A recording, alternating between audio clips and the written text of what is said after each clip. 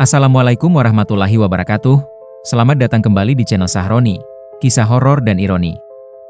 Terima kasih sudah meluangkan waktu untuk menonton konten kami hari ini. Sebelum kita masuk ke cerita yang mendebarkan ini, kami ingin menyampaikan bahwa semua kisah yang kami bagikan adalah karya fiksi belaka. Jika terdapat kesamaan nama tokoh, tempat, atau kejadian dengan kehidupan nyata, kami mohon maaf sebesar-besarnya karena hal tersebut tidaklah disengaja. Bersiaplah untuk memasuki dunia yang penuh dengan ketegangan, misteri, dan ironi yang akan membuat kalian merinding. Pastikan kalian sudah menyiapkan mental dan jangan lupa untuk like, subscribe, dan nyalakan notifikasi agar tidak ketinggalan cerita-cerita seru lainnya dari Sahroni. Kabut tipis menyelimuti desa Karangmulia di pagi hari bulan Maret 1992. Pak Darmo, pria berusia 47 tahun dengan punggung yang mulai bungkuk akibat bertahun-tahun membajak sawah, berdiri di tengah ladangnya yang seluas setengah hektar. Tanah itu adalah satu-satunya harta warisan dari kakeknya. Tanah yang telah menghidupi keluarganya selama 3 generasi, tangannya yang kasar menyentuh tanah coklat kehitaman itu dengan penuh kasih sayang. Tanah ini subur. Sangat subur.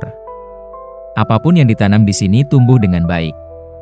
Padi, jagung, singkong, bahkan cabai yang biasanya rewel, di tanah ini tumbuh subur mengkilap. Orang-orang desa sering bergurau bahwa tanah Pak Darmo diberkati. Tapi Pak Darmo tahu, ini bukan berkah. Ini hasil dari kerja keras kakeknya yang mencangkul tanah ini dari hutan, merawatnya dengan pupuk kompos, dan menyiraminya dengan keringat. "Pak, ada tamu," suara Suminah, istrinya, memecah keheningan pagi. Pak Darmo menoleh. Di depan rumah kayunya yang sederhana, berdiri sebuah mobil Toyota Crown hitam mengkilap. Di sampingnya, berdiri seorang pria gemuk berjas hitam dengan perhiasan emas di lehernya. Pak Darmo mengenal pria itu. Pak Hendro, juragan tanah yang baru pindah ke kota kecamatan 3 tahun lalu. Dalam waktu singkat, Pak Hendro telah membeli hampir separuh lahan di sekitar desa. "Selamat pagi, Pak Darmo," sapa Pak Hendro dengan senyum lebar yang tidak sampai ke matanya. "Saya mau bicara sebentar." "Penting?" Pak Darmo turun dari ladangnya, menyekat tangan di celana compangnya. "Ada apa, Pak Hendro?" "Begini, Pak. Saya mau beli tanah Bapak. Saya kasih harga bagus. 5 juta rupiah. Uang banyak itu, Pak. Bisa buat beli tanah di tempat lain yang lebih luas. 5 juta rupiah. Uang yang sangat besar untuk ukuran tahun 1992. Gaji guru SD saat itu hanya sekitar 100 ribu rupiah per bulan.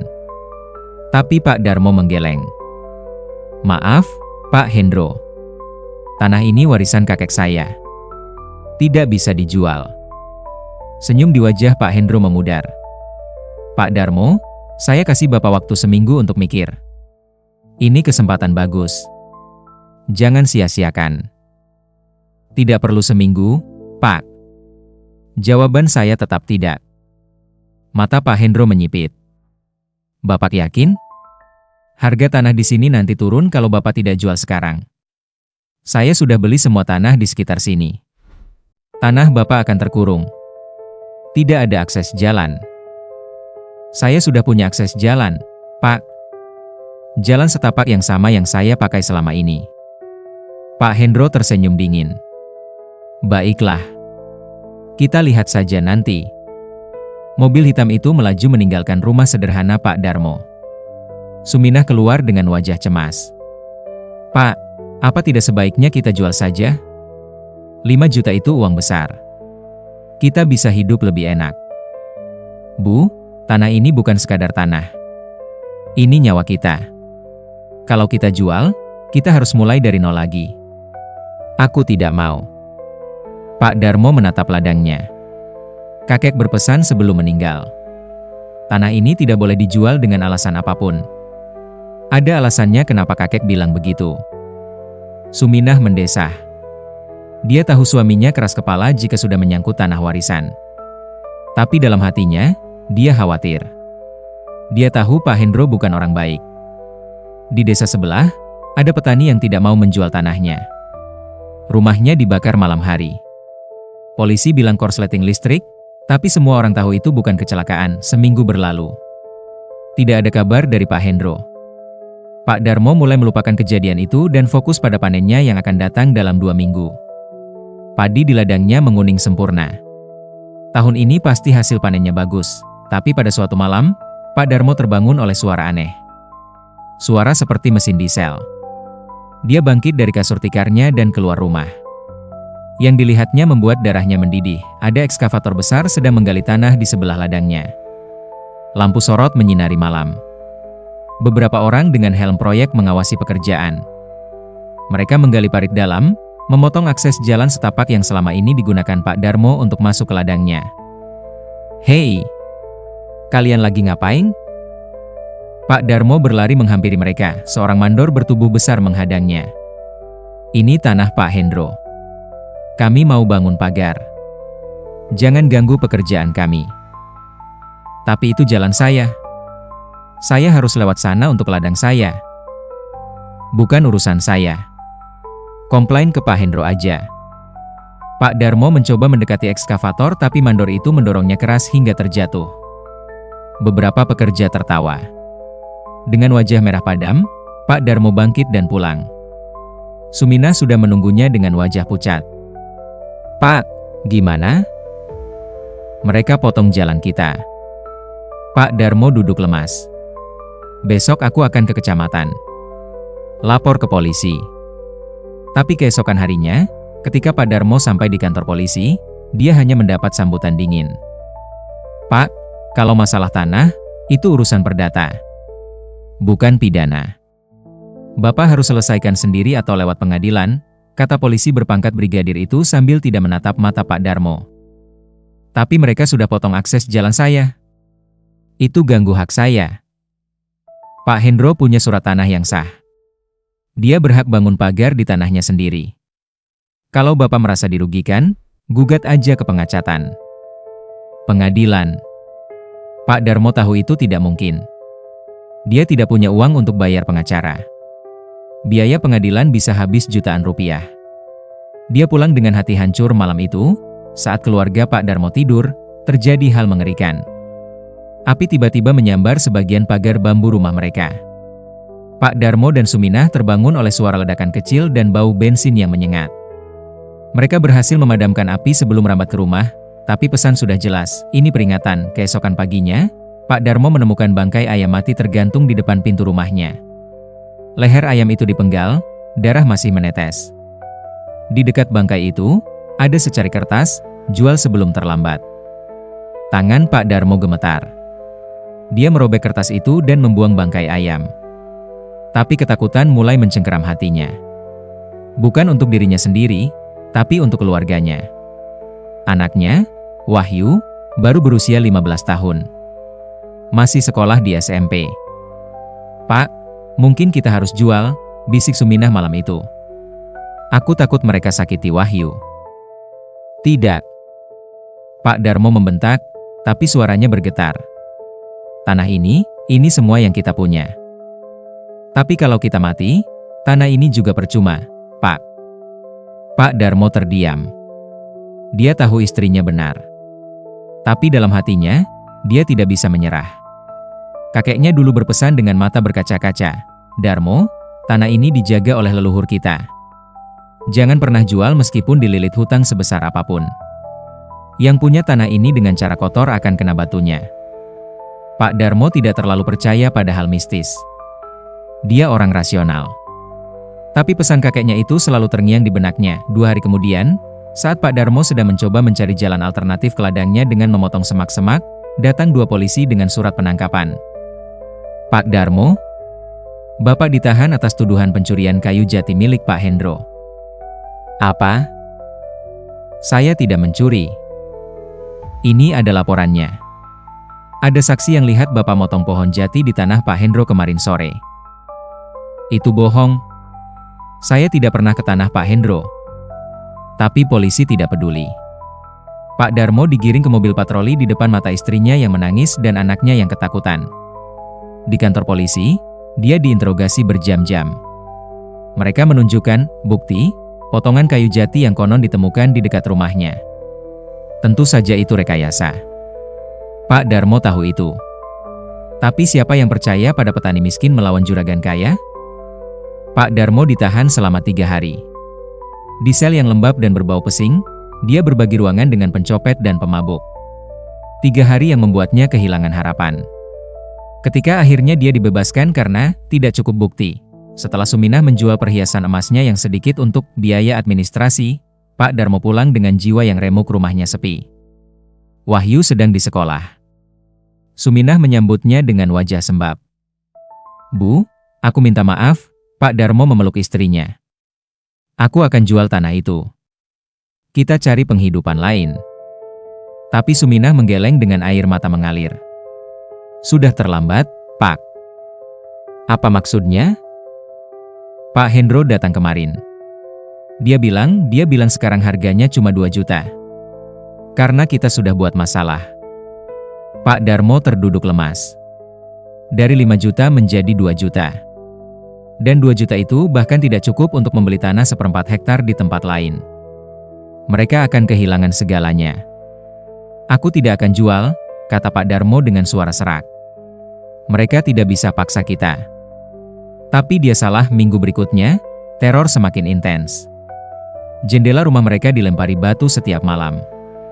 Wahyu dipukuli oleh preman di jalan pulang sekolah, tidak parah, hanya cukup untuk menakut-nakuti. Suminah dilecehkan secara verbal di pasar oleh orang suruhan Pak Hendro. Pak Darmo mencoba bertahan. Dia pasang pagar kawat berduri di sekitar rumah. Dia mengantarkan anaknya sekolah setiap hari meskipun harus jalan kaki 5 kilometer. Dia tidak tidur nyenyak setiap malam, selalu waspada menunggu bahaya berikutnya, tapi bahaya yang datang tidak pernah bisa dia duga. Pada malam tanggal 15 April 1992, ketika bulan purnama bersinar terang di langit, Pak Darmo terbangun oleh aroma asap. Bukan asap kayu bakar.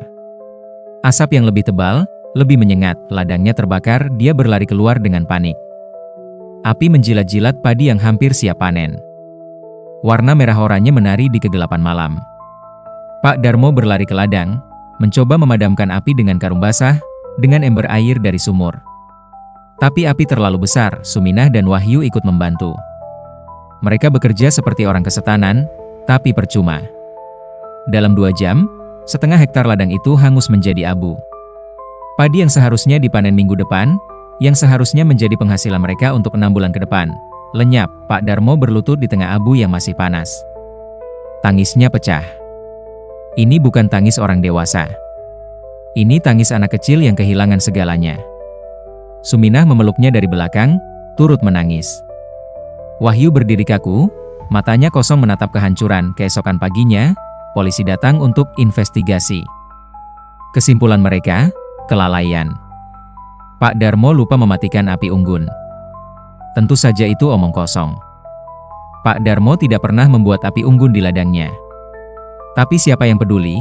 Dalam minggu berikutnya, kehidupan Pak Darmo benar-benar hancur. Mereka kehabisan uang. Tidak ada makanan. Suminah harus meminjam beras dari tetangga yang juga tidak punya banyak. Wahyu berhenti sekolah karena tidak bisa bayar uang seragam, dan kemudian datanglah Pak Hendro lagi. Kali ini dia tidak datang dengan mobil mewah. Dia datang dengan truk berisi material bangunan dan sekelompok pekerja.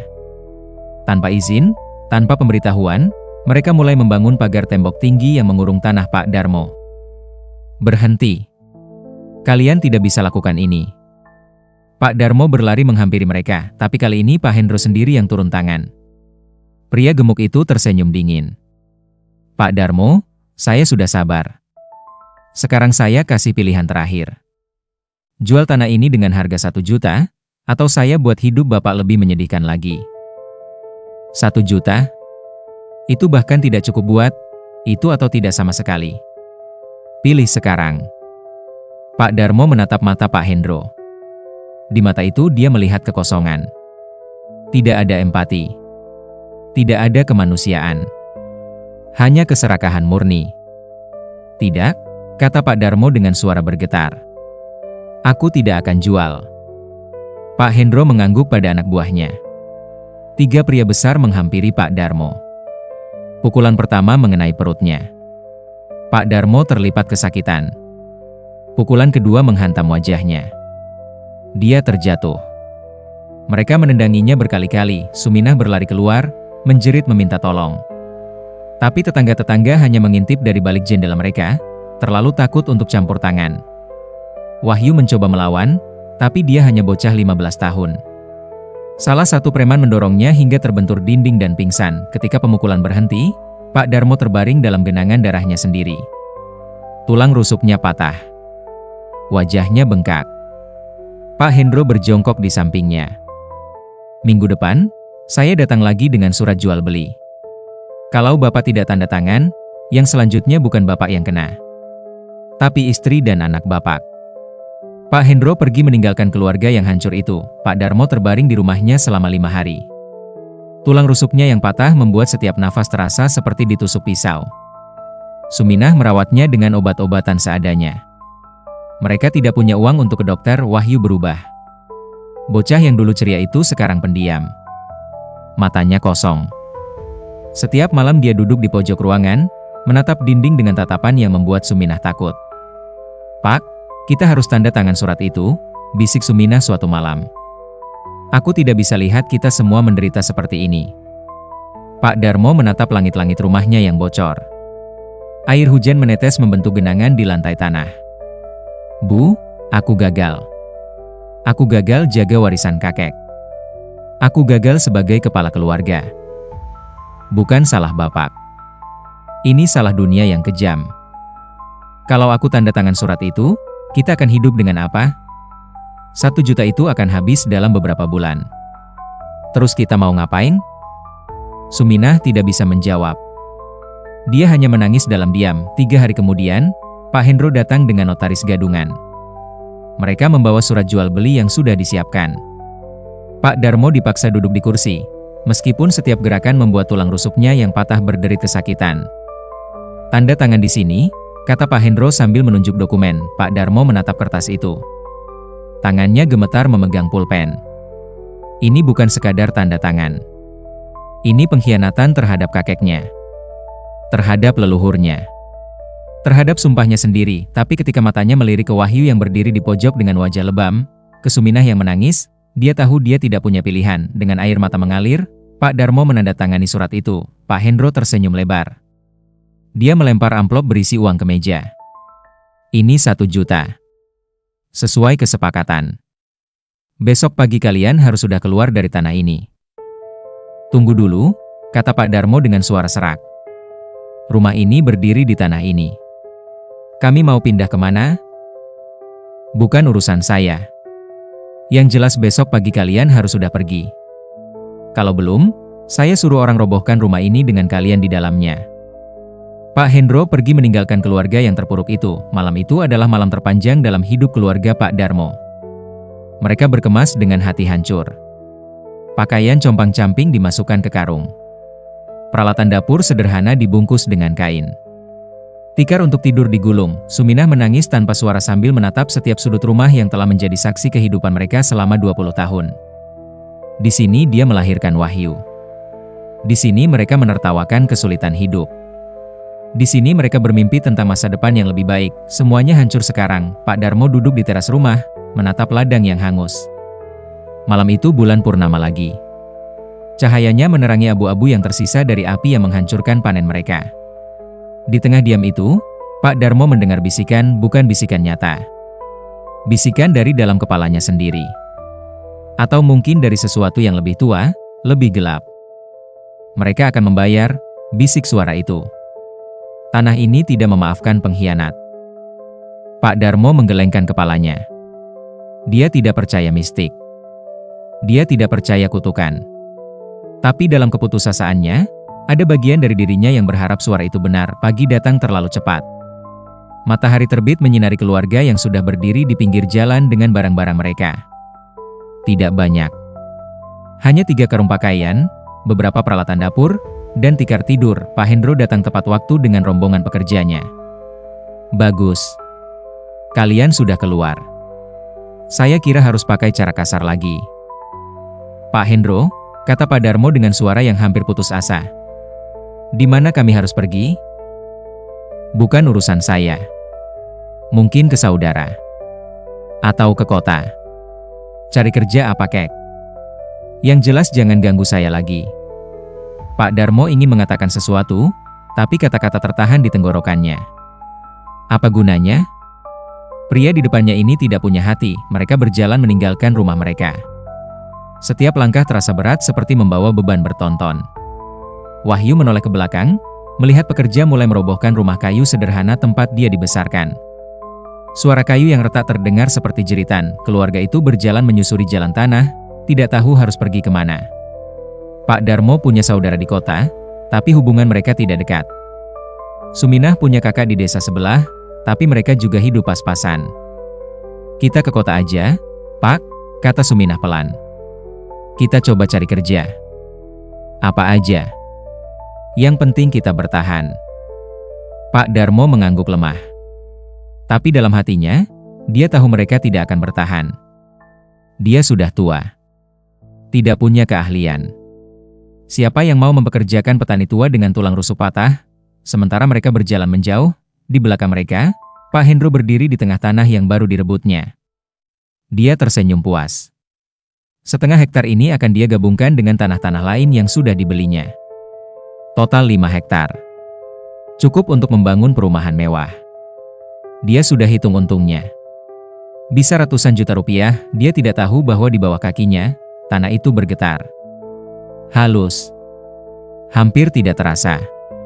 Seperti nafas dari sesuatu yang telah tertidur lama dan sekarang mulai terbangun. Jakarta tahun 1992 adalah kota yang kejam bagi orang-orang seperti keluarga Pak Darmo. Mereka sampai di ibu kota dengan uang yang tinggal sedikit setelah membayar ongkos bus. Saudara Pak Darmo, Pak Bambang, menerima mereka dengan wajah yang tidak terlalu ramah. Kalian bisa tinggal di sini sementara, kata Pak Bambang sambil merokok di teras rumah kontrakannya yang sempit. Tapi cuma sebulan. Kalian harus cari tempat sendiri. Rumah kontrakan itu hanya punya 2 kamar. Keluarga Pak Darmo tidur di ruang tamu yang sempit, beralaskan tikar di lantai semen. Suara kendaraan tidak pernah berhenti sepanjang malam. Polusi membuat mata mereka perih. Pak Darmo mencoba mencari kerja. Dia datang ke pasar, ke toko-toko, ke pabrik-pabrik. Tapi di mana-mana jawabannya sama, kami cari yang muda. Maaf, Pak. Usianya yang hampir 50 tahun menjadi penghalang. Belum lagi tulang rusuknya yang belum sembuh total membuat dia tidak bisa mengangkat beban berat. Suminah mencoba berjualan gorengan di pinggir jalan. Tapi modal mereka terbatas. Keuntungannya tipis. Kadang malah rugi karena gorengannya tidak laku dan basi. Wahyu, yang seharusnya sekolah, sekarang ikut bekerja. Dia jadi pemulung. Setiap pagi dia berkeliling mencari botol plastik dan kardus bekas. Uang yang dia dapat tidak seberapa, tapi cukup untuk beli nasi dan garam. Malam-malam di ruang tamu yang sempit itu dipenuhi keheningan yang mencekik. Tidak ada lagi obrolan. Tidak ada lagi tawa. Hanya kelelahan dan keputusasaan. Suatu malam, Pak Darmo terbangun dan menemukan Wahyu tidak ada di tikar. Dia mencari dan menemukannya duduk di halaman sempit, menatap langit kota yang tertutup polusi. Yud, kenapa belum tidur? Wahyu tidak menjawab segera. Ketika dia bicara, suaranya datar, tanpa emosi. Pak, aku pengen Pak Hendro mati. Perkataan itu membuat Pak Darmo terdiam. Yud, jangan bicara begitu. Kenapa enggak? Dia yang hancurkan hidup kita. Dia jahat. Orang jahat harus dihukum. Karma nanti yang akan urus dia. Wahyu menoleh menatap ayahnya. Di mata bocah 15 tahun itu, Pak Darmo melihat sesuatu yang membuatnya takut. Bukan kebencian biasa, tapi sesuatu yang lebih gelap. Sesuatu yang sudah berubah fundamental dalam diri anaknya. Karma? Wahyu tersenyum pahit. Kalau karma ada, kenapa kita yang menderita? Kita tidak berbuat jahat. Tapi kita yang kehilangan segalanya.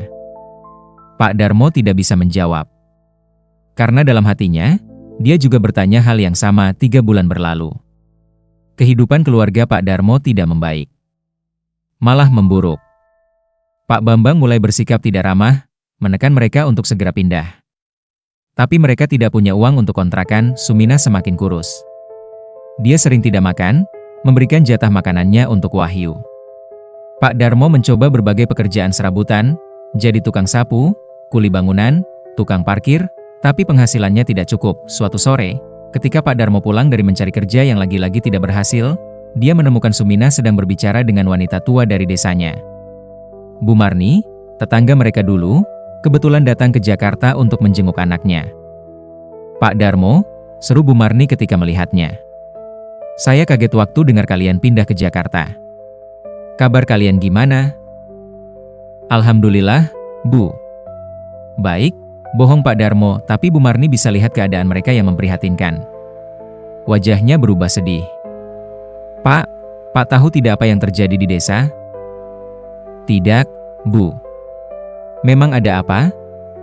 Bu Marni mendekat dan berbisik, seakan takut ada yang mendengar. Pak Hendro membangun perumahan di tanah-tanah yang dia beli. Tapi ada yang aneh, Pak. Aneh gimana? Pekerja-pekerjanya mulai mengalami kecelakaan. Yang pertama, ada tukang bangunan yang jatuh dari lantai 3. Meninggal di tempat. Kata orang-orang, dia tiba-tiba berteriak ketakutan sebelum jatuh, seperti melihat sesuatu yang mengerikan. Pak Darmo merasa bulunya berdiri. Terus, minggu lalu, ada ekskavator yang tiba-tiba remnya blong. Tabrak bangunan dan operatornya terluka parah. Dan kemarin, Bu Marni menarik nafas, kemarin ada kebakaran di lokasi proyek. 3 pekerja tewas terbakar. Anehnya, api itu muncul dari tanah, Pak. Dari tanah yang dulunya ladang Bapak. Pak Darmo merasakan dingin menjalar di punggungnya. Tanah yang dulunya ladang saya, orang-orang desa mulai bisik-bisik, Pak. Mereka bilang tanah itu dikutuk. Karena diambil dengan cara yang tidak benar. Setelah Bu Marni pergi, Pak Darmo duduk terdiam. Suminah menatapnya dengan cemas. Pak, apa Bapak percaya kutukan itu nyata? Pak Darmo mengingat pesan kakeknya dulu. Tanah ini dijaga oleh leluhur kita. Jangan pernah jual. Yang punya tanah ini dengan cara kotor akan kena batunya. Aku tidak tahu, Bu, jawab Pak Darmo pelan. Tapi bagian dari aku berharap itu benar. Di Karangmulia, Pak Hendro mulai merasakan tekanan. Proyek perumahannya yang seharusnya menjadi tambang emas malah menjadi mimpi buruk. Setelah serangkaian kecelakaan, pekerja-pekerjanya mulai takut. Banyak yang mengundurkan diri. Pak, saya tidak bisa lanjut kerja di sini, kata salah satu mandor. Tempat ini tidak enak. Setiap malam saya mimpi buruk. Ada orang tua muncul dalam mimpi, matanya merah, bilang saya harus pergi. Pak Hendro menamparnya. Jangan percaya tahayul bodoh. Itu cuma mimpi. Tapi mandor itu tetap mengundurkan diri. Diikuti oleh yang lain, Pak Hendro harus mengeluarkan uang lebih banyak untuk mencari pekerja baru. Tapi masalah terus berdatangan. Material bangunan hilang misterius. Besi konstruksi bengkok sendiri. Tembok yang sudah dibangun runtuh tanpa sebab, insinyur yang dia pekerjakan tidak bisa menjelaskan. Pak, ini tidak masuk akal. Pondasi kita kuat. Tapi entah kenapa strukturnya tidak stabil. Yang lebih mengganggu adalah laporan dari penjaga malam. Mereka mengklaim mendengar suara tangisan di malam hari. Suara erangan. Suara seseorang memanggil-manggil dengan putus asa. Itu cuma angin, kata Pak Hendro, meskipun dia sendiri mulai merasa tidak nyaman. Suatu malam, Pak Hendro memutuskan untuk tidur di site proyek, untuk membuktikan bahwa tidak ada yang aneh. Dia tidur di kontainer kantor sementara. Tapi tengah malam, dia terbangun oleh suara mengetuk tok. Tok. Tok, pintu kontainer diketuk dari luar. Siapa? Teriak Pak Hendro. Tidak ada jawaban tok. Tok. Tok, ketukan berlanjut. Pak Hendro mengambil senter dan membuka pintu. Tidak ada siapa-siapa. Hanya angin malam yang bertiup dingin. Dia akan menutup pintu lagi ketika matanya tertangkap oleh sesuatu. Di tanah, tepat di depan kontainer, ada jejak kaki. Jejak kaki telanjang. Tapi yang membuatnya merinding adalah jejak itu basah. Basah seperti darah. Pak Hendro mengikuti jejak itu dengan senter. Jejak mengarah ke tengah proyek, ke tanah yang dulu adalah ladang Pak Darmo. Di sana, jejak berhenti, dan di tengah tanah itu, ada sosok berdiri. Pak Hendro menyorotkan senternya. Yang dilihatnya membuat jantungnya berhenti sesaat. Pak Darmo, bukan Pak Darmo yang sebenarnya. Tapi bayangan Pak Darmo. Sosok itu berdiri tegak, menatapnya dengan mata kosong. Pakaiannya compang-camping dan basah oleh darah. Di tangannya, dia memegang cangkul. Kau sudah mati, bisik Pak Hendro, tidak yakin dengan apa yang dilihatnya. Sosok itu tidak menjawab. Tapi mulutnya bergerak, seperti mengatakan sesuatu. Pak Hendro tidak bisa mendengar suaranya, tapi dia bisa membaca gerak bibirnya. Tanah ini bukan untukmu, Pak Hendro berlari. Dia berlari sekuat tenaga kembali ke kontainernya, mengunci diri di dalam. Jantungnya berdegup kencang. Keringat dingin membasahi tubuhnya. Itu halusinasi, pikirnya. Aku terlalu stres. Itu bukan nyata, tapi sampai pagi, dia tidak bisa tidur lagi. Setelah malam itu, kesehatan mental Pak Hendro mulai menurun. Dia menjadi paranoid. Tidak bisa tidur nyenyak. Setiap malam dia terbangun berkeringat dingin, bermimpi tentang tanah yang berdarah, tentang sosok-sosok yang mengejarnya. Proyeknya terhenti total. Tidak ada pekerja yang mau lanjut. Investor mulai menarik dana mereka setelah mendengar rumor tentang tanah terkutuk. Ban mengancam akan menyita aset-asetnya karena pinjaman yang menunggak. Istri Pak Hendro, yang selama ini hidup mewah, mulai mengeluh. Pak, apa yang terjadi sama Bapak? Bapak jadi aneh. Tiap malam teriak-teriak dalam tidur. Tidak apa-apa, jawab Pak Hendro, meskipun matanya sudah bengkak dan wajahnya pucat, tapi bukan hanya mimpi buruk yang menghantuinya. Kecelakaan terus menimpa orang-orang yang terlibat dalam pengambilan paksa tanah. Preman yang memukuli Pak Darmo ditemukan mati di selokan, lehernya patah. Kata polisi dia mabuk dan jatuh. Tapi tidak ada yang percaya, mandor yang mendorong Pak Darmo hingga terjatuh mengalami kecelakaan motor. Kedua kakinya patah parah. Dia tidak akan bisa jalan lagi. Notaris gadungan yang membantu Pak Hendro dengan dokumen palsu tiba-tiba stroke. Dia lumpuh total, tidak bisa bicara, hanya bisa menatap kosong satu persatu. Mereka jatuh, dan Pak Hendro tahu, dia akan jadi berikutnya. Dia mencoba berbagai cara untuk membersihkan tanah itu. Dia memanggil ustadz, pendeta, bahkan dukun. Mereka semua datang, melakukan ritual mereka. Tapi tidak ada yang berhasil. Salah satu dukun, kakek tua yang matanya sudah buram, mengatakan sesuatu yang membuat Pak Hendro lebih takut lagi. Pak, tanah ini diikat oleh sumpah leluhur. Bukan kutukan biasa. Ini sumpah darah. Darah yang tertumpah di tanah ini minta keadilan. Dan keadilan itu harus dibayar dengan darah juga. Maksudnya apa? Yang mengambil tanah ini dengan cara kotor harus membayar dengan nyawa. Itulah hukumnya. Pak Hendro mengusir dukun itu. Dia tidak percaya. Atau lebih tepatnya, dia tidak mau percaya, tapi ketika dia sendirian di malam hari, duduk di rumah mewahnya yang sepi, dia mulai mendengar bisikan. Bisikan yang sama seperti yang didengar Pak Darmo dulu. Kau akan membayar, kau akan membayar. Sementara itu di Jakarta, keadaan keluarga Pak Darmo semakin memburuk. Pak Bambang akhirnya mengusir mereka. Keluarga itu tidak punya pilihan selain tinggal di emperan toko yang tutup di malam hari. Suminah jatuh sakit. Batuknya semakin parah. Pak Darmo curiga itu TBC, tapi mereka tidak punya uang untuk berobat. Wahyu semakin pendiam dan menyendiri. Suatu malam, ketika Suminah tertidur dan Pak Darmo sedang mencari kardus untuk alas tidur, Wahyu menghampiri ayahnya. Pak, aku punya rencana. Rencana apa, Yud? Wahyu menatap ayahnya dengan mata yang sudah kehilangan kilau masa kecil. Kita balik ke desa. Aku mau balas dendam ke Pak Hendro. Yud, jangan bicara macam-macam. Kenapa tidak? Kita sudah tidak punya apa-apa lagi. Mama sakit. Kita hidup di jalanan. Lebih baik mati dengan terhormat daripada hidup seperti anjing. Pak Darmo menampar anaknya. Tidak keras, tapi cukup untuk membuat Wahyu terdiam. Kita bukan pembunuh, Yud. Kita orang baik-baik. Wahyu tertawa pahit. Orang baik? Lalu kenapa kita yang menderita? Di mana keadilan untuk orang baik? Pertanyaan itu menggantung di udara. Pak Darmo tidak bisa menjawab karena dia juga tidak tahu jawabannya. Tapi dalam kegelapan malam Jakarta yang kejam itu, benih balas dendam sudah tertanam di hati Wahyu. Dan benih itu akan tumbuh menjadi sesuatu yang mengerikan. 2 minggu kemudian, Suminah meninggal.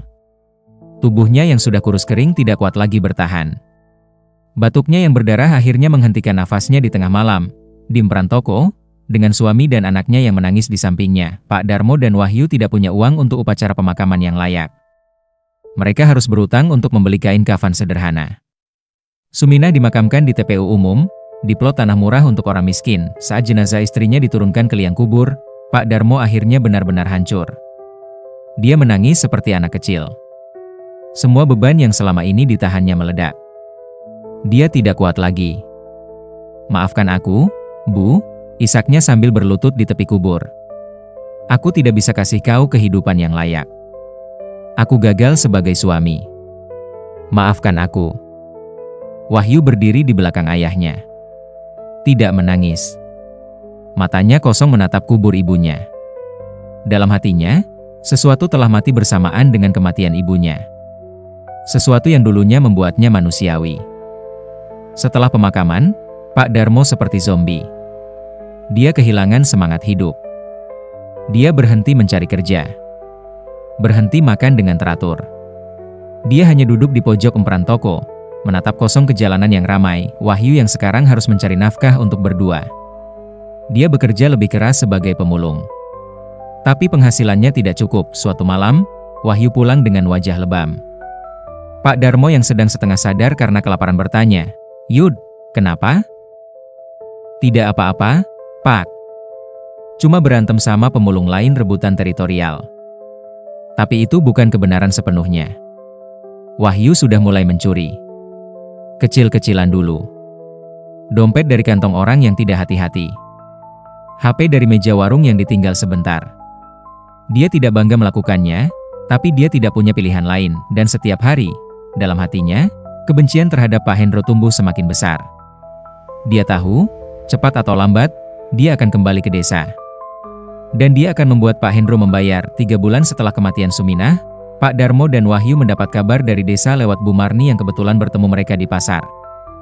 "Pak Darmo," seru Bu Marni dengan napas terengah-engah. "Pak Hendro meninggal." Pak Darmo yang sedang duduk lesu tiba-tiba tersentak. "Apa?" "Pak Hendro meninggal kemarin malam. Cara meninggalnya mengerikan, Pak." "Bagaimana?" Bu Marni mendekat dan berbisik. "Kata orang-orang, dia ditemukan di lokasi proyeknya. Di tanah yang dulu ladang Bapak. Tubuhnya terkubur sampai leher di tanah. Matanya melotot penuh ketakutan. Mulutnya terbuka lebar, penuh dengan tanah. Seperti dia dikubur hidup-hidup." Pak Darmo merasa darahnya mengalir dingin. Tidak mungkin, siapa yang bisa melakukan itu? "Itulah yang aneh, Pak. Polisi bilang tidak ada jejak perjuangan. Tidak ada luka di tubuhnya selain luka-luka kecil dari tanah. Seperti dia sendiri yang menggali dan mengubur dirinya di sana." Wahyu yang mendengar percakapan itu diam saja. Tapi ada sesuatu dalam tatapan matanya. Sesuatu yang antara puas dan takut. "Ada lagi yang lebih aneh," lanjut Bu Marni. "Kata penjaga malam sebelum Pak Hendro ditemukan, mereka dengar suara tangisan dari lokasi proyek. Tangisan yang sangat keras. Tangisan seorang pria dewasa yang ketakutan. Tapi ketika mereka datang untuk memeriksa, tidak ada apa-apa. Baru pagi harinya mereka temukan tubuh Pak Hendro." "Istrinya gimana?" tanya Pak Darmo. "Istri Pak Hendro sudah dibawa anaknya pindah ke Jakarta. Dia trauma. Kata orang-orang, dia jadi tidak waras. Setiap malam terbangun berteriak, bilang suaminya datang dalam mimpi, minta tolong, bilang dia tidak bisa keluar dari tanah." Setelah Bu Marni pergi, Pak Darmo dan Wahyu duduk dalam keheningan. Akhirnya Pak Darmo berbisik, Ini karena kutukan itu?" Wahyu tidak menjawab. Tapi dalam hatinya, dia merasa sedikit lega. Setidaknya ibunya telah dibalas. Setidaknya ada keadilan, meskipun datangnya bukan dari manusia, tapi kematian Pak Hendro tidak membawa perbaikan pada kehidupan Pak Darmo dan Wahyu. Mereka masih hidup di jalanan. Masih kelaparan. Masih tidak punya harapan. Pak Darmo semakin merosot. Berat badannya turun drastis. Rambut dan janggutnya memanjang dan kusut. Matanya cekung dan kosong. Orang-orang yang melihatnya akan mengira dia gila. Suatu malam, ketika hujan deras mengguyur Jakarta, Pak Darmo dan Wahyu berlindung di kolong jembatan bersama para gelandangan lain. Di sana, di tengah dingin dan basah, Pak Darmo tiba-tiba tertawa, tawa yang mengerikan. Tawa orang yang sudah kehilangan akal. Yud, katanya sambil masih tertawa. Kita sudah tidak punya apa-apa. Mama sudah mati. Tanah sudah hilang. Hidup kita tidak ada artinya lagi. Pak, tolong jangan begini, pinta Wahyu. Aku lelah, Yud. Aku sudah tidak kuat lagi. Air mata mengalir di pipinya yang kurus. Aku gagal jadi kepala keluarga. Aku gagal lindungi mama. Aku gagal kasih kau kehidupan yang layak. Itu bukan salah Bapak. Tapi aku yang tanda tangan surat itu. Aku yang jual tanah warisan. Aku yang hianati kakek. Pak Darmo menatap tangannya yang gemetar. Tanganku yang tanda tangan. Tanganku yang menghancurkan hidup kita. Pak, Yud, dengar aku. Kau masih muda. Kau masih bisa mulai lagi. Tapi aku sudah tua. Aku cuma beban untukmu. Jangan bicara begitu, Pak. Tapi Pak Darmo sudah tidak mendengar. Dalam kepalanya, dia sudah membuat keputusan. Keputusan terakhir 3 hari kemudian, Wahyu pulang dari mencari kardus bekas dan menemukan ayahnya tergantung di pohon di pinggir kali. Pak Darmo menggunakan tali tambang bekas yang dia temukan di tempat sampah. Wajahnya sudah membiru. Matanya terbuka, menatap kosong ke langit. Wahyu tidak menangis. Dia sudah tidak punya air mata lagi. Dia hanya berdiri di sana, menatap jenazah ayahnya yang bergoyang tertiup angin, dan merasakan sesuatu di dalam dirinya benar-benar mati. Polisi yang datang mencatat sebagai kasus bunuh diri. Tidak ada investigasi lebih lanjut. Hanya satu lagi gelandangan yang mati. Tidak penting bagi siapapun, Pak Darmo dimakamkan di plot yang sama dengan Suminah. Upacara sederhana. Hanya Wahyu dan beberapa gelandangan yang kenal dengan mereka yang hadir. Saat tanah menutup peti murah yang berisi jenazah ayahnya, Wahyu berbisik, "Aku janji, Pak. Aku akan hidup. Aku akan bertahan. Aku tidak akan mati seperti Bapak dan Mama. Aku akan hidup, apapun yang terjadi." Wahyu sekarang sendirian. Bocah 15 tahun yang dulunya penuh mimpi tentang sekolah dan masa depan cerah, sekarang menjadi sesuatu yang lain. Sesuatu yang lebih gelap. Dia tidak lagi tidur di emperan toko. Dia bergabung dengan sekelompok anak jalanan yang lebih keras, lebih brutal. Mereka mengajarinya cara bertahan di jalanan Jakarta yang kejam. Cara mencuri tanpa ketahuan. Cara berkelahi. Cara mematikan rasa takut dan empati. Wahyu belajar cepat. Terlalu cepat. Dalam 6 bulan, dia sudah menjadi salah satu pencuri paling terampil di kelompoknya. Tangannya cepat. Instingnya tajam. Dan yang paling penting, dia tidak punya rasa bersalah lagi. Setiap malam, sebelum tidur di rumah kardus di bawah flyover, dia menatap langit Jakarta yang tidak pernah benar-benar gelap, dan membayangkan wajah Pak Hendro. Meskipun pria itu sudah mati, kebencian Wahyu tidak berkurang. Malah bertambah, karena Pak Hendro mati terlalu cepat. Terlalu mudah. Dia tidak merasakan penderitaan yang dialami keluarga Wahyu. Dia tidak merasakan kelaparan, kehilangan, keputusasaan. Itu tidak adil, bisik Wahyu pada malam-malam sunyi. Kau mati sekali. Tapi kau bunuh Mama dan Bapak perlahan-lahan. Kau bunuh mereka dengan penderitaan. Kebencian itu menggerogoti jiwanya. Membuat tidurnya dipenuhi mimpi buruk. Mimpi tentang tanah berdarah. Tentang rumah yang terbakar. Tentang ibunya yang batuk darah. Tentang ayahnya yang tergantung di pohon 2 tahun berlalu. Wahyu sekarang berusia 17 tahun, tapi dia terlihat lebih tua.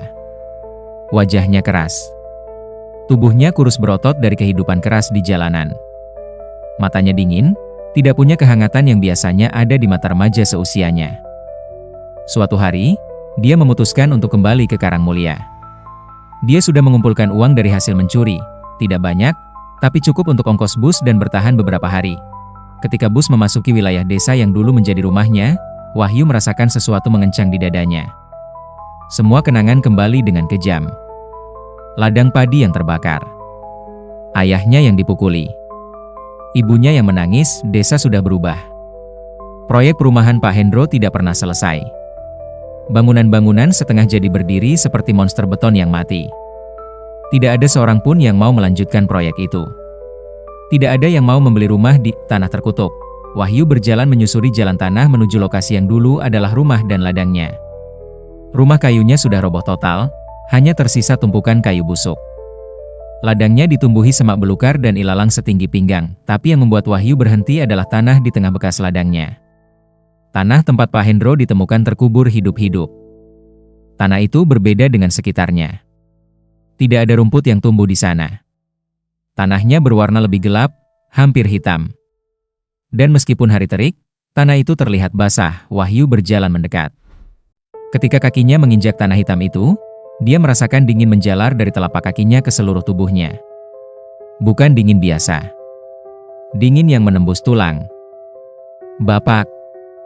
Mama," bisiknya. "Aku kembali." Angin tiba-tiba bertiup kencang, membuat ilalang di sekitarnya berbunyi seperti bisikan. Wahyu berlutut dan menyentuh tanah hitam itu. Tanah itu dingin dan sedikit lengket, seperti darah yang belum kering. "Kalian tidak mendapat keadilan," kata Wahyu dengan suara bergetar. "Pak Hendro mati, tapi keluarganya masih hidup enak di Jakarta. Anak-anaknya sekolah di sekolah bagus. Istrinya hidup nyaman dengan uang hasil merampas tanah kalian." Dia mengepalkan tanahnya erat. "Ini tidak adil. Ini tidak cukup." Saat itu, dia mendengar suara.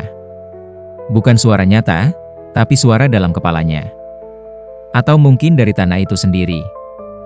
"Lanjutkan," Wahyu tersentak. Dia menoleh ke sekelilingnya. Tidak ada siapa-siapa.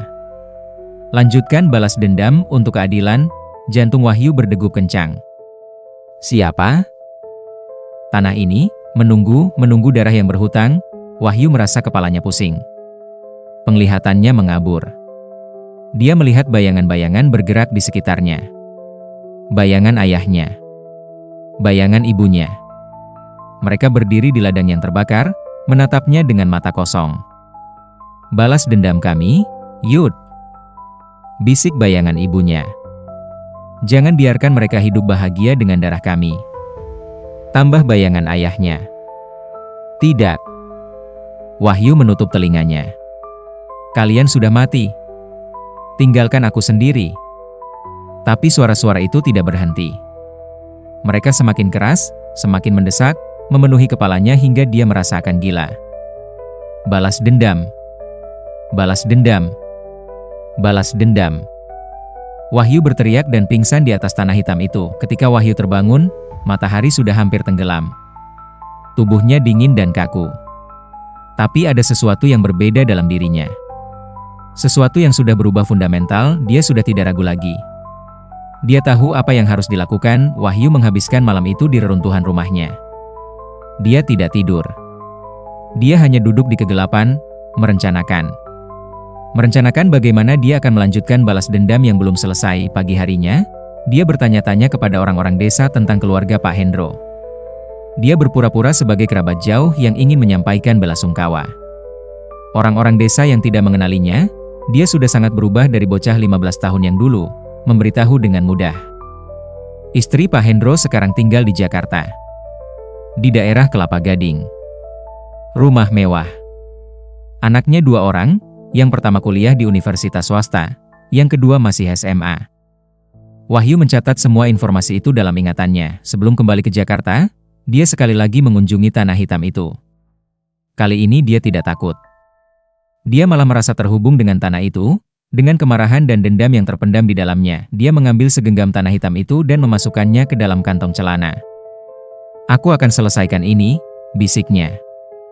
"Untuk Bapak. Untuk Mama. Untuk keadilan yang tidak pernah kami dapat." Kembali di Jakarta, Wahyu mulai menguntit keluarga Pak Hendro. Dia menggunakan keahliannya sebagai pencuri untuk mengikuti mereka tanpa ketahuan. Dia mempelajari rutinitas mereka. Jadwal mereka. Kebiasaan mereka. Bu Hendro, atau Bu Sri, nama aslinya, tinggal di rumah 2 lantai dengan pagar tinggi di komplek elit.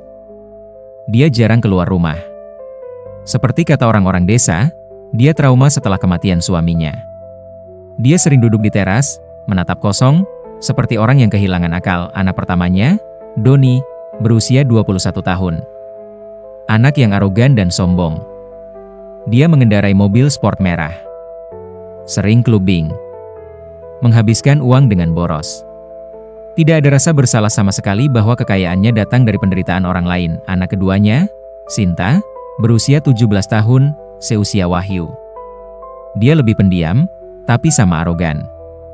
Dia sekolah di SMA swasta mahal, selalu diantar jemput dengan mobil. Wahyu mengamati mereka selama berminggu-minggu.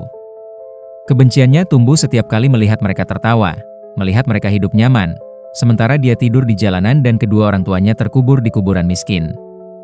Mereka tidak berhak bahagia, bisiknya suatu malam sambil menggenggam tanah hitam yang selalu dibawanya. Tidak selama bapak dan mama masih menangis di kubur. Tanah di tangannya terasa hangat. Atau mungkin itu hanya imajinasinya. Tapi Wahyu merasa seperti tanah itu setuju dengannya. Mendukung rencananya, Wahyu memutuskan untuk memulai dengan Doni.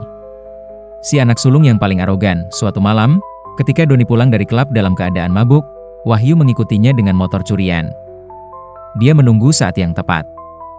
Ketika mobil sport merah itu melaju di jalan sepi, Wahyu menyalip dan melempar paku-paku tajam ke jalan belam. Ban mobil Doni meletus.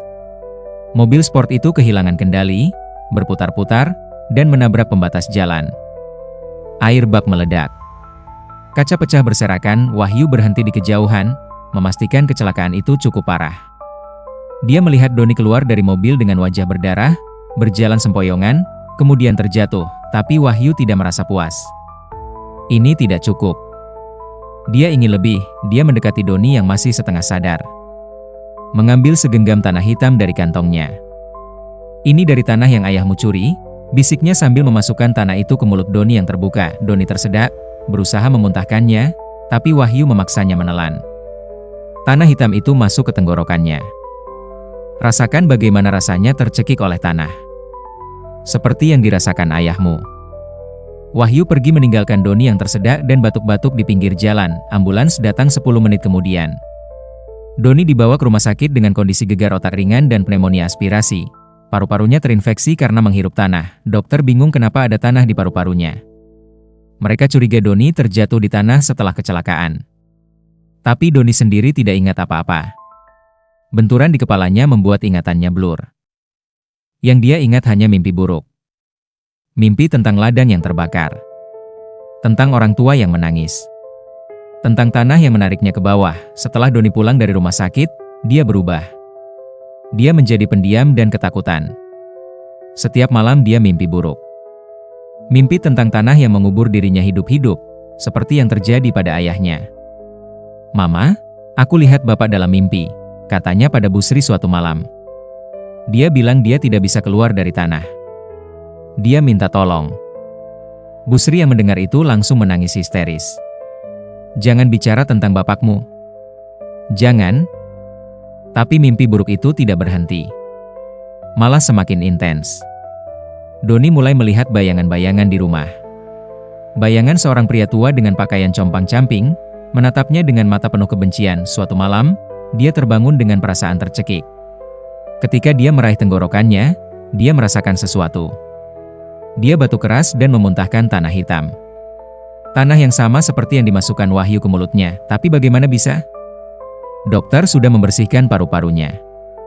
Tidak mungkin masih ada tanah, Doni berteriak ketakutan.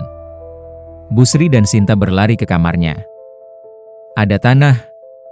Ada tanah keluar dari mulutku," teriak Doni sambil menunjuk muntahannya. Tapi ketika Bu Sri melihat, tidak ada apa-apa di lantai. Hanya air liur. "Kamu halusinasi, Don. Kamu stres karena kecelakaan itu." "Aku tidak halusinasi. Aku lihat tanahnya." Mereka membawa Doni ke psikiater. Diagnosis, PTSD dan halusinasi akibat trauma kecelakaan. Doni diberi obat penenang dan antipsikotik, tapi obat-obatan itu tidak membantu. Karena yang dilihat Doni bukan halusinasi, sementara Doni semakin tersiksa, Wahyu beralih ke Sinta. Gadis 17 tahun yang hidupnya terlalu mudah, terlalu nyaman, Wahyu mulai menguntitnya lebih intens. Dia tahu jadwal sekolahnya. Tahu rute yang biasa dilalui sopirnya. Tahu kapan dia sendirian. Suatu sore, ketika Sinta sedang menunggu jemputan di depan sekolah, Wahyu mendekatinya.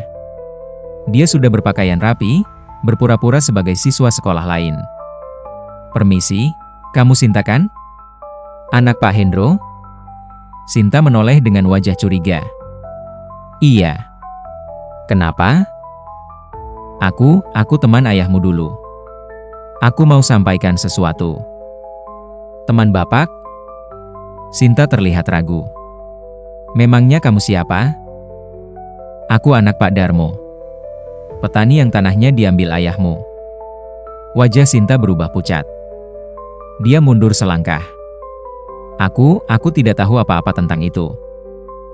Bohong. Wahyu meraih lengan Sinta. Kamu hidup dari hasil penderitaan keluargaku. Kamu sekolah di sekolah mahal dengan uang yang diambil dari tanah kami. Lepaskan aku. Sinta mencoba melepaskan diri tapi Wahyu terlalu kuat. Kamu mau tahu bagaimana ibuku mati? Dia batuk darah di emperan toko. Kamu mau tahu bagaimana ayahku mati? Dia gantung diri karena putus asa. Dan itu semua gara-gara ayahmu. Orang-orang mulai memperhatikan. Wahyu menyadarinya dan melepaskan Sinta. Ini belum selesai, bisiknya sebelum pergi. Keluargamu akan membayar semuanya. Sinta terduduk lemas, menangis ketakutan.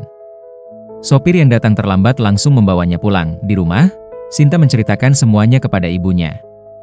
Bu Sri langsung panik dan menelepon polisi. Tapi Wahyu sudah menghilang. Tidak ada bukti. Tidak ada yang bisa dilakukan polisi selain mencatat laporan. Mama, kenapa ada orang yang benci kita? Tanya Sinta dengan suara bergetar. Bu Sri tidak bisa menjawab. Dalam hatinya, dia tahu kenapa. Dia selalu tahu cara suaminya mendapatkan tanah-tanah itu. Tapi dia pura-pura tidak tahu karena dia menikmati hasilnya. Malam itu, untuk pertama kalinya dalam hidupnya, Sinta tidak bisa tidur. Setiap kali menutup mata, dia melihat wajah Wahyu. Mata yang penuh kebencian. Dan dia mendengar bisikan. Kamu akan membayar, kamu akan membayar. Minggu berikutnya, hal-hal aneh mulai terjadi di rumah keluarga Hendro. Pintu tiba-tiba terbuka sendiri di malam hari. Lampu berkedip-kedip. Air keran mengalir sendiri dengan warna keruh seperti air berlumpur. Bu Sri semakin tidak waras. Dia sering berbicara sendiri, seolah sedang berbicara dengan suaminya yang sudah mati. Maafkan aku, maafkan aku. Gumamnya berulang kali. Doni tidak berani tidur sendirian. Dia pindah tidur di kamar Sinta, tapi bahkan berdua pun mereka tetap ketakutan. Suatu malam, mereka terbangun oleh suara berisik dari lantai bawah.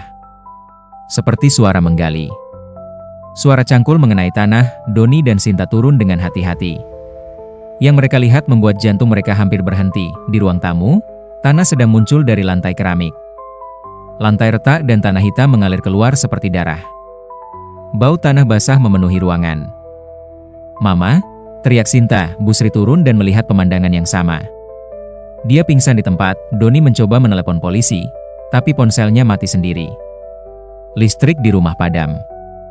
Mereka terjebak dalam kegelapan dengan tanah yang terus muncul, terus meluap, mengisi ruang tamu setinggi mata kaki, dan dari tanah itu, tangan mulai muncul. Tangan kurus dengan kulit yang sudah membusuk. Tangan-tangan itu meraih udara, mencoba meraih apa saja. Doni dan Sinta berlari ke atas, mengunci diri di kamar. Mereka mendengar suara langkah kaki di tangga. Langkah yang berat dan basah. Tok. Tok. Tok, pintu kamar diketuk. Kembalikan tanah kami. Suara itu bukan suara manusia. Suara yang serak, seperti datang dari dalam tanah. Doni dan Sinta memeluk satu sama lain, menangis ketakutan. Mereka tidak berani membuka pintu. Mereka hanya menunggu, berharap matahari akan segera terbit. Ketika fajar akhirnya tiba, ketukan berhenti. Mereka menunggu 1 jam lagi sebelum berani membuka pintu. Ruang tamu sudah bersih. Tidak ada tanah. Tidak ada tangan. Lantai keramiknya utuh. Seolah tidak terjadi apa-apa, tapi di sofa, Bu Sri terbaring dengan mata terbuka lebar, menatap kosong ke langit-langit. Mulutnya penuh dengan tanah hitam. Ambulans datang tapi sudah terlambat. Bu Sri dinyatakan meninggal karena tersedak. Tanah yang memenuhi tenggorokan dan paru-parunya membuat dia tidak bisa bernafas. Polisi menyelidiki tapi tidak menemukan tanda-tanda pembunuhan. Tidak ada jejak orang luar masuk rumah. Tidak ada luka di tubuh Bu Sri. Hanya tanah di mulut dan paru-parunya. Mungkin dia memakan tanah karena gangguan mental, kata polisi. Ibu ini kan sudah stres sejak suaminya meninggal. Tapi Doni dan Sinta tahu itu bukan kebenaran. Mereka tahu ibunya tidak memakan tanah itu sendiri. Tanah itu memaksa masuk ke mulutnya. Pemakaman Busri dilakukan dengan cepat. Hanya beberapa kerabat yang datang. Banyak yang menjauhi keluarga ini karena rumor tentang kutukan. Di pemakaman, Wahyu berdiri di kejauhan, menonton. Dia tidak merasa puas. 3 orang sudah mati, Pak Hendro, Busri, dan secara tidak langsung kedua orang tuanya. Tapi hutang belum terbayar lunas, masih ada Doni dan Sinta. Mereka masih hidup. Masih bernafas. Masih bisa merasakan matahari dan angin, sementara orang tuanya terkubur di tanah dingin. Ini belum selesai, bisik Wahyu sambil menggenggam tanah hitam di kantongnya. Setelah kematian ibunya, Doni benar-benar hancur. Dia tidak kuliah lagi. Tidak keluar rumah. Dia hanya duduk di kamarnya, memeluk lututnya, menatap dinding. Sinta mencoba merawatnya, tapi dia sendiri juga trauma. Gadis 17 tahun itu sekarang harus mengurus kakaknya yang tidak waras dan rumah besar yang terasa seperti kuburan. "Kak, kita harus pergi dari rumah ini," kata Sinta suatu hari. "Kita jual rumah ini dan pindah. Mulai hidup baru." Tapi Doni hanya menggeleng. "Percuma. Kita tidak bisa lari. Tanah itu akan mengikuti kita kemanapun." "Tanah? Kak bicara apa sih? Kau tidak ngerti, Sin. Tanah itu hidup. Dia punya kesadaran. Dia mau balas dendam karena bapak mengambilnya dengan cara yang salah." Sinta menatap kakaknya dengan mata berkaca-kaca. Kakak yang dulu kuat dan percaya diri sekarang bicara seperti orang gila. Malam itu, Doni melakukan sesuatu yang mengerikan. Dia mengambil pisau dapur dan mulai menggores lengannya sendiri. Darah mengalir, menetes ke lantai. "Ini yang kau mau kan?" teriaknya pada udara kosong. "Darahku? Ambil. Ambil semuanya." Sinta berteriak dan mencoba menghentikannya. Mereka berjuang. Pisau terjatuh. Sinta memeluk kakaknya yang menangis seperti anak kecil. "Aku tidak kuat lagi, Sin. Aku ingin ini semua berakhir." "Jangan bicara begitu, Kak. Kita masih punya satu sama lain." Tapi Doni sudah tidak mendengar. Dalam kepalanya, dia hanya mendengar bisikan-bisikan. Bisikan yang menyuruhnya mengakhiri semuanya. Wahyu memutuskan sudah saatnya untuk mengakhiri semuanya.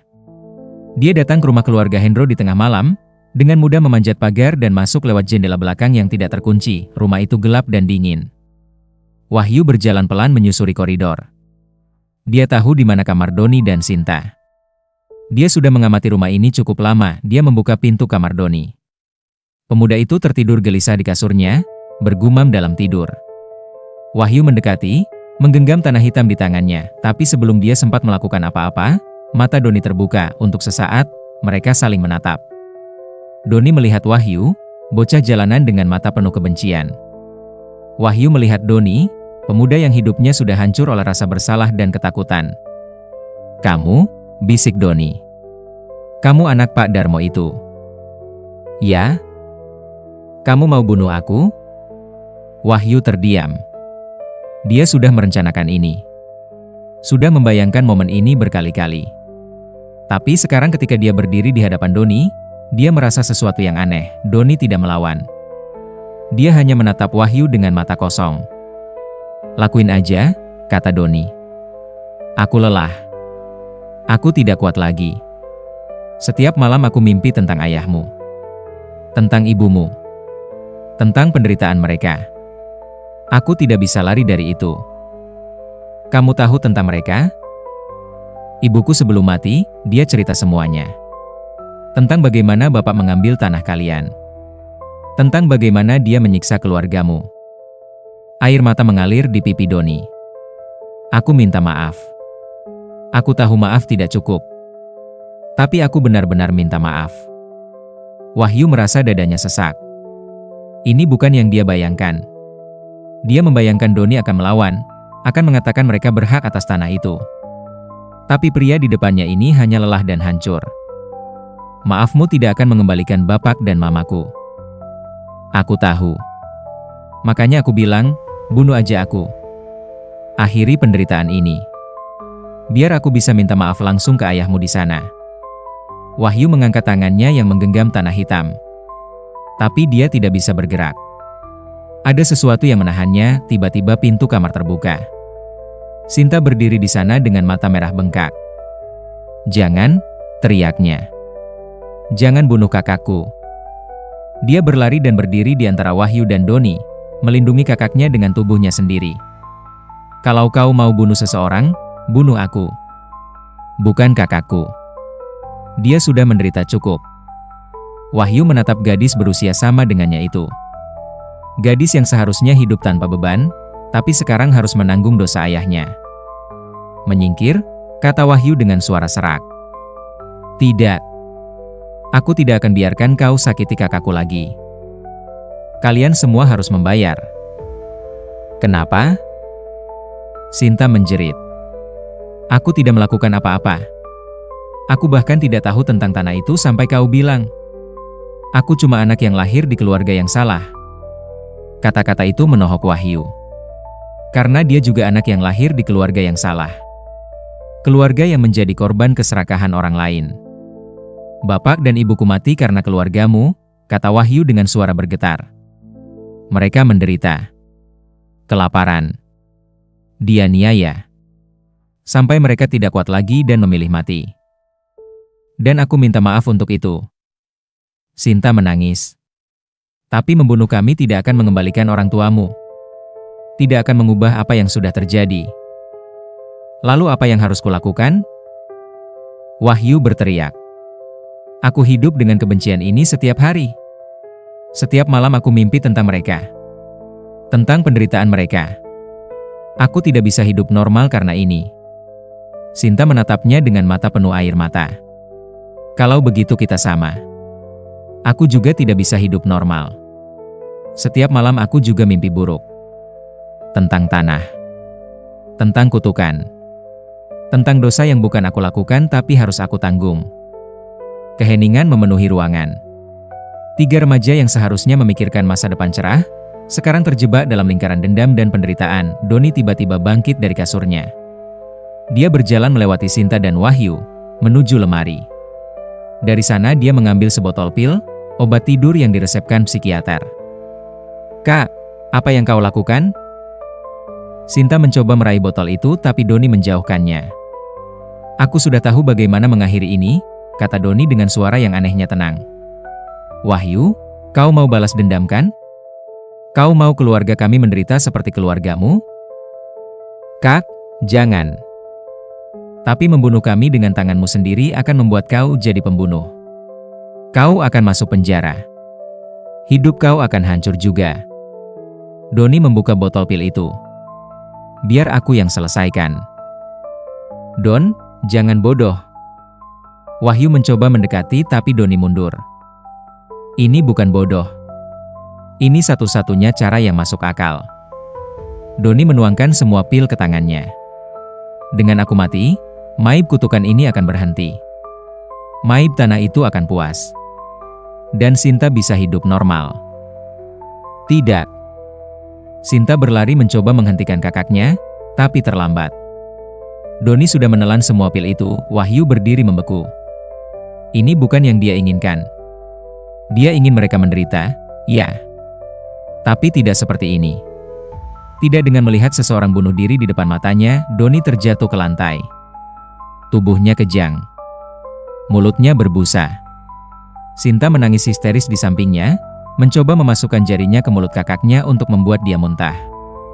"Panggil ambulans," teriak Sinta pada Wahyu, tapi Wahyu tidak bergerak. Dia hanya berdiri di sana, menatap pemandangan di depannya dengan mata kosong. Tanah hitam di tangannya terjatuh, berserakan di lantai. Dalam 5 menit, Doni berhenti kejang. Nafasnya melambat. Matanya menatap kosong ke langit-langit. "Kak! Kak, jangan tinggalin aku." Isak Sinta sambil memeluk tubuh kakaknya yang sudah dingin. Doni tersenyum tipis. "Maafin aku, Sin. Aku tidak bisa melindungimu." Suaranya hampir tidak terdengar. "Tapi sekarang aku bisa minta maaf ke mereka." Nafas terakhir keluar dari mulutnya. Doni meninggal dengan senyum di wajahnya. Sinta berteriak. Jeritan putus asa yang membelah malam. Jeritan yang menghantui Wahyu sampai tulang sumsum. Polisi datang 1 jam kemudian. Wahyu tidak lari. Dia hanya duduk di pojok ruangan, memeluk lututnya, menatap kosong. Sinta yang menelepon polisi juga menceritakan semuanya. Tentang Wahyu yang masuk, tentang ancaman, tentang Doni yang bunuh diri. Wahyu ditangkap. Karena usianya masih 17 tahun, dia tidak diadili sebagai dewasa. Tapi dia tetap masuk penjara anak dengan tuduhan percobaan pembunuhan yang menyebabkan orang bunuh diri. Di sel tahanan, Wahyu duduk sendiri. Tidak ada lagi kebencian yang membakar di dadanya. Hanya kekosongan. Kehampaan yang mengerikan. Dia membayangkan wajah Doni yang tersenyum sebelum mati. Jeritan Sinta yang putus asa. Dan dia menyadari sesuatu yang menghancurkan. Balas dendamnya tidak mengembalikan apa-apa. Orang tuanya tetap mati. Hidupnya tetap hancur. Dan sekarang dia menambah daftar korban. Suatu malam, dia terbangun oleh suara bisikan. Suara yang sama yang selalu dia dengar dari tanah hitam itu. Puas sekarang? Wahyu menoleh. Di pojok selnya, dia melihat bayangan. Bayangan ayahnya. Tapi ini bukan bayangan yang penuh kebencian seperti dulu. Ini bayangan yang sedih. "Bapak," bisik Wahyu. "Ini yang kau mau, Yud? Hidup kau hancur? Jadi pembunuh? Tapi aku melakukan ini untuk Bapak. Untuk Mama. Untuk keadilan." Bayangan ayahnya menggeleng. Keadilan?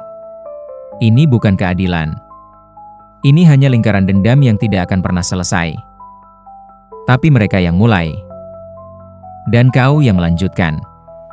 Kau yang membuat lingkaran itu berputar lebih cepat.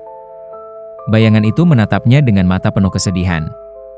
"Aku tidak pernah mau kau jadi seperti ini, Yud. Aku bunuh diri bukan karena aku lemah. Tapi karena aku tidak mau kau tumbuh dengan kebencian. Tapi aku tetap tumbuh dengan kebencian. Itu pilihanmu. Kau bisa memilih untuk melepaskannya. Tapi kau tidak mau." Air mata mengalir di pipi Wahyu. "Aku tidak tahu bagaimana caranya melepaskan, Pak. Kebencian ini sudah jadi bagian dari aku." Bayangan ayahnya mulai memudar. "Belajar memaafkan, Yud. Bukan untuk mereka. Tapi untuk dirimu sendiri. Karena kebencian itu akan menggerogoti kau dari dalam sampai tidak ada lagi yang tersisa." Bayangan itu hilang, meninggalkan Wahyu sendirian di sel dingin. Sementara itu, Sinta sekarang benar-benar sendirian. Ayahnya mati. Ibunya mati. Kakaknya bunuh diri. Dia hanya gadis 17 tahun yang harus mengurus semuanya sendirian. Rumah besar itu dijual. Sinta pindah ke apartemen kecil. Dia drop out dari sekolah mahalnya dan pindah ke SMA negeri. Kehidupannya berubah 180 derajat, tapi yang paling berat bukan kemiskinan. Yang paling berat adalah rasa bersalah. Setiap malam dia bermimpi tentang keluarga Pak Darmo. Tentang penderitaan mereka. Tentang bagaimana kekayaan keluarganya dibangun di atas air mata orang lain. Suatu hari, dia mengunjungi kuburan Pak Darmo dan Suminah. Kuburan yang sederhana, hanya ditandai dengan batu nisan murah. Tidak ada bunga. Tidak ada yang merawat. Sinta berlutut di depan kuburan itu. Dia membersihkan rumput liar yang tumbuh. Meletakkan bunga yang dia beli dengan uang sisa. Dan menangis. "Maafkan keluarga saya," bisiknya. "Maafkan ayah saya.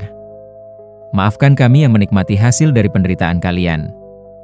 Tentu saja tidak ada jawaban. Hanya angin yang bertiup pelan, tapi entah kenapa, Sinta merasa sedikit lebih ringan setelahnya. Seperti beban di bahunya sedikit terangkat, dia memutuskan untuk bekerja part-time sambil sekolah. Uang yang dia kumpulkan, sebagian dia gunakan untuk merawat kuburan Pak Darmo dan Suminah. Membeli batu nisan yang lebih baik. Menanam bunga. Membersihkan makam setiap minggu. Ini tidak mengubah masa lalu. Ini tidak menghapus dosa ayahnya. Tapi ini yang bisa dia lakukan. Sidang Wahyu berlangsung 6 bulan kemudian. Sinta hadir sebagai saksi. Ini pertama kalinya mereka bertemu sejak malam kematian Doni. Wahyu terlihat lebih kurus. Matanya cekung. Tapi ada sesuatu yang berbeda dari tatapannya. Kebencian yang dulu membakar di matanya sudah memudar. Ketika Sinta memberikan kesaksian, dia tidak menyalahkan Wahyu sepenuhnya. "Keluarga saya yang salah duluan," katanya di depan hakim. Ayah saya mengambil tanah keluarga Wahyu dengan cara yang tidak benar. Itu yang memulai semua ini. Jaksa keberatan. Tapi itu tidak membenarkan tindakan terdakwa. Saya tahu. Saya tidak bilang Wahyu tidak bersalah. Tapi saya juga tidak bisa bilang dia sepenuhnya bersalah. Dia korban juga. Korban dari keserakahan ayah saya. Pernyataan itu mengejutkan ruang sidang. Hakim menatap Sinta dengan pandangan yang sulit diartikan. Pada akhirnya, Wahyu divonis 5 tahun penjara anak dengan kemungkinan pembebasan bersyarat setelah 3 tahun. Lebih ringan dari yang dituntut jaksa berkat kesaksian Sinta. Setelah sidang, sebelum Wahyu dibawa kembali ke penjara, Sinta mendekatinya. Wahyu. Wahyu menoleh. Kenapa kau membelaku? Aku sudah menghancurkan hidupmu. Karena kau tidak menghancurkan hidupku. Ayahku yang melakukannya. Sinta menatapnya dengan mata berkaca-kaca. Dan karena kita sama-sama korban. Korban dari keputusan orang dewasa yang serakah. Wahyu terdiam. Untuk pertama kalinya sejak lama, dia merasa ada yang mengerti penderitaannya. Aku minta maaf, bisik Wahyu. Untuk kakakmu. Aku tidak bermaksud, aku tahu. Sinta mengulurkan tangannya. Kita tidak bisa mengubah masa lalu. Tapi mungkin kita bisa mencoba memutus lingkaran dendam ini. Wahyu menatap tangan yang terulur itu. Tangan yang mewakili perdamaian. Tangan yang menawarkan pengampunan yang tidak dia rasa layak terima, tapi akhirnya, dengan air mata mengalir, dia menjabat tangan itu. Aku akan coba, katanya. Aku akan coba lepaskan kebencian ini. 3 tahun kemudian, Wahyu bebas bersyarat. Dia keluar dari penjara sebagai pemuda berusia 20 tahun dengan masa lalu yang kelam tapi tekad untuk berubah. Sinta yang sudah kuliah di Universitas Negeri sambil bekerja, membantu Wahyu mendapat pekerjaan. Bukan karena dia wajib, tapi karena dia memilih untuk melakukannya. Mereka tidak menjadi teman dekat. Terlalu banyak luka yang belum sembuh sempurna. Tapi mereka saling menghormati. Saling memahami. Suatu hari, Wahyu memutuskan untuk kembali ke Karangmulia. Untuk melihat tanah yang telah mengubah hidupnya selamanya. Proyek perumahan Pak Hendro tidak pernah selesai. Bangunan-bangunan setengah jadi sudah ditumbuhi semak dan lumut. Tidak ada yang berani melanjutkan proyek itu. Wahyu berjalan ke bekas ladangnya. Tanah hitam itu masih ada. Masih basah. Masih berbeda dengan tanah sekitarnya. Dia berlutut dan menyentuh tanah itu. Dinginnya masih sama seperti dulu. Tapi sekarang dia tidak merasa takut atau marah. Dia hanya merasa sedih. Pak, Mak, bisiknya. Aku sudah mencoba balas dendam. Tapi itu tidak mengembalikan kalian. Itu malah membuat aku kehilangan diriku sendiri. Angin bertiup pelan, membuat ilalang berbunyi. Aku akan coba hidup dengan lebih baik. Tidak untuk keluarga Hendro. Tapi untuk diri sendiri. Dan untuk kalian. Biar kalian bisa tenang di sana. Dia berdiri dan berjalan menjauh dari tanah itu. Tidak menoleh ke belakang, tapi tanah itu tidak pernah lupa. Tanah itu masih menyimpan memori tentang darah dan air mata yang tumpah di atasnya. Tentang ketidakadilan yang tidak pernah diperbaiki. Tentang nyawa-nyawa yang hilang sia-sia, dan di malam-malam tertentu, ketika bulan purnama bersinar, orang-orang desa masih mendengar suara tangisan dari tanah hitam itu. Tangisan orang-orang yang kehilangan segalanya. Tangisan yang mengingatkan bahwa beberapa luka terlalu dalam untuk sembuh, beberapa dosa terlalu besar untuk diampuni, dan beberapa tanah tidak pernah berhenti haus akan darah. Terima kasih yang sebesar-besarnya sudah setia mendengarkan kisah sampai selesai. Kehadiran kalian adalah motivasi terbesar bagi kami untuk terus menghadirkan cerita-cerita horor yang tidak hanya menegangkan, tapi juga penuh dengan ironi kehidupan yang menggugah pikiran. Jangan lupa untuk subscribe dan aktifkan notifikasi agar kalian tidak melewatkan kisah-kisah berikutnya yang pastinya akan membawa kalian masuk lebih dalam ke dunia misteri dan keanehan yang menggelitik rasa penasaran. Sampai jumpa kembali di cerita selanjutnya. Semoga malam kalian penuh kedamaian, dan keberanian kalian tak pernah surut menghadapi kegelapan. Wassalamualaikum warahmatullahi wabarakatuh.